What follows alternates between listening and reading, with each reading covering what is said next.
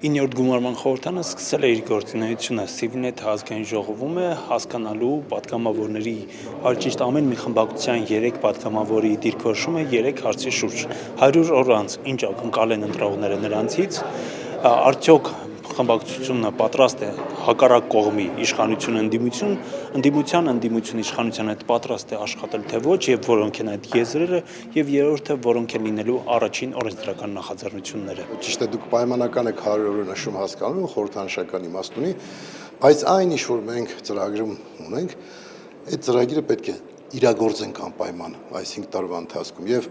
այո առաջի 100 օրվա մեջ պետք է նախանշվեն որ այդ ուղղություններով սկսվել են առնվազն օրինաստեղծ աշխատանք առնվազն գործադիրը իր որոշումներում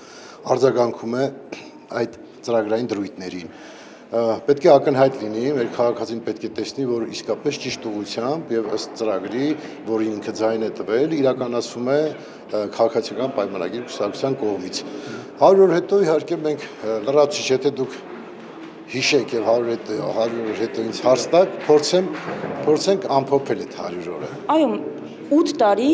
չի հաջողվել դեռևս նպատակին հասնել բայց ոչ նպատակն ենք փոխել ոչ էլ սկզբունքները մեր համար այդ նպատակը ամփոփող է մենք ուզում ենք ուժեղ մրցունակ Հայաստան դրա նախադրյալը գործող իշխանության փոփոխությունն է դա է 100 օր հետո 200 օր հետո հուսով եմ որ ընտրողները կնայեն ու կասեն Այո, այս մարդիկ իրենց սկզբունքներից եւ հանրահռչակած նպատակներից չեն շեղվում։ Ես կուզենամ, որ այդպես լինի եւ կարծում եմ մեր անցած ճանապարհը առնվազն դրա մասին է։ Ես ի տարբերություն այլ գործիչների չեմ ուզում օրերի մեջ այսպես դնեմ։ Ես համոզված եմ, որ վերջն արդյունքը միգուցե 100 օր անց չլինի, բայց կտեսնեն մեր աշխատանքը։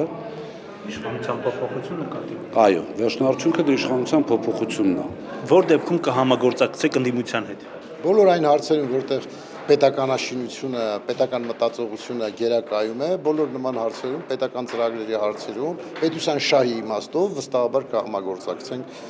հանդիմադիր գործընկերների հետ։ Որ դեպքում կհամագործակցեք իշխող ուժի հետ։ Մեր Նարեկը Կարապետյան հայտարարեց, որ եթե լինի առողջ նախագիծ, եթե լինի Հայաստանի Հանրապետության շահերին համապատասխան, մենք քննարկենք։ Եվ նաև հավելեց հաշվի առնելով իրենց գործելավոճը, իրենց պահվածքը դժվար թե այդպիսի կառուցողական ինչ-որ բան բերեն։ Մենք անձնական խնդիր չունենք, մենք իրար չենք ատում դրա համար, ենք ասում չենք համագործակցի։ Մենք ունենք 180 աստիճան տարբեր մոտեցումներ։ Եթե մեզ ասում են եկեք համագործակցենք, որ Ադրբեջանի պահանջները կատարենք, մենք համաձայն չենք դրա հետ։ Չենք համագործակցելու Ադրբեջանի պահանջները կատարելու համար։ Մենք փորձ ունեցել ենք, գիտեք, մինչև 2020 թվականը դա գործող իշխանությանը նոր են, գուցե ձևերը չգիտեն, օգնելու, համագործակցելու փորձ էր, պատերազմի ընթացքն էլ։ Բայց երբ դու հասկանում ես, որ քո այդ ջանքերը ուղղվում են քո դեմ Եվ որևէ տեղ չես հասնում, հակառակը դու հանցակից ես դառնում, դրան մենք համաձայն չենք։ Այսինքն մեզ համար սա համագործակցություն չէ, հանցակցություն է, չենք հանցակցելու։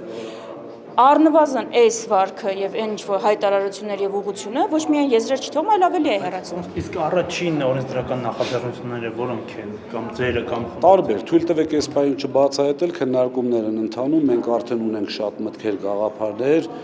որոշ դեպքերում համարյա պատրաստ արդեն օրենսդրական նախաձեռնություններ, բայց կարակեցում, որտեղ ընտրողները սպասում են նաեւ սենց ասեմ ձեզ ինքնագործունեություն որպես այդպեսին ամեն մեկս մենք սուբյեկտ ենք այստեղ ունենք այդ սուբյեկտայնությունը մեր մոտ շատ հետաքրքիր քննարկումներ են տեղի ունենում այնպես չի որ մեկը որոշեց բոլորը պետք է անեն իհարկե վերջնական խոսքը խմբակցության ղեկավարինն է բայց հաշվի առնելով որ կա չգիտեմ 5 10 20 ես էլ ունեմ օրենսդրական նախաձեռնություն բայց պետք է քննարկենք ինչ հերթականությամբ հատականալու եւ առաջինը բնականաբար շատ կարեւոր է Ռուբեն Ռուբինյանը ասում է օրենսդրական գործունեությամբ չենք զբաղվել Հայաստան խմբակցությունը 25 օրենսդրական նախաձեռնություն խմբակցության անունից, որին մասնակցել են պատգամավորները, որը մենակ անվտանգային հարցերին չեն վերաբերել են սոցիալական հարցերին, բազմազավակ ընտանիքներին օգնելու հարցին։ Այն օրենսդրական նախաձեռնությունը, որ մենք ներկայացրել ենք թոշակների ինդեքսավորումը, իրենք մերժել են, հետո նախընտրական խոստում են դա տվել։ Խնդիրը այն է, որ այդ 25 նախագիծը հրաժարվել են անգամ քննարկել։ Այսինքն պիտի ինչ լինես, որ 26-րդ անգամ էլ անես։ Հիմա մենք այս մոտեցում ունենք, որ այն ինչ որ նախընտրական շրջանում ինչը խոսել ենք, ինչը խոստացել ենք, դրանք այդ թվում է օրենսդրական նախաձեռնությունների տեսքով բերել ոչ թե հույս ունենալով որ Ռուբինյանը փոխվել է եւ կընդունի իշխող ուժը, այլ ուղղակի քաղաքացիներին ցույց տալու ավելի ակնառու ցույց տալու, որ մենք տեր ենք մեր խոստմանը, բայց տեսեք ով է արգելակում այդ դրական փոփոխությունները։ Դրանք կլինեն եւ խցանումներից եւ իշխանության հսկայական լիազորությունները սահմանափակելու մասին։ Ճիշտ ասած, ես այս վերջերս ուշադրություն եմ դարձնում հատկապես տրանսպորտային միջոցների հետ կապված բավական այդ խցանումների հետ կապված եւ փորձել եմ օրենսդրական նախաձեռնությամբ գտնել որոշակի տարբերակներ թեթևացնելու քաղաքացիների հոգսը։ Ես մեկ նման նախագիծ նախորդի նստաշրջանի վերջում հրապարակեցի եւ օրենքը ընդունվեց, դա ձայնային ազդանշանի բարձր լինելու հետ կապված, եթե հիշում եք, նաեւ խլացուցիչները, որպեսզի աղմուկ չանեն, բայց նաեւ կիրառելիության խնդիրը պետք է կարգավորենք, առավել պահանջատեր լինենք։ Երկրորդը նույնպես վերաբերելու է խցանումներին,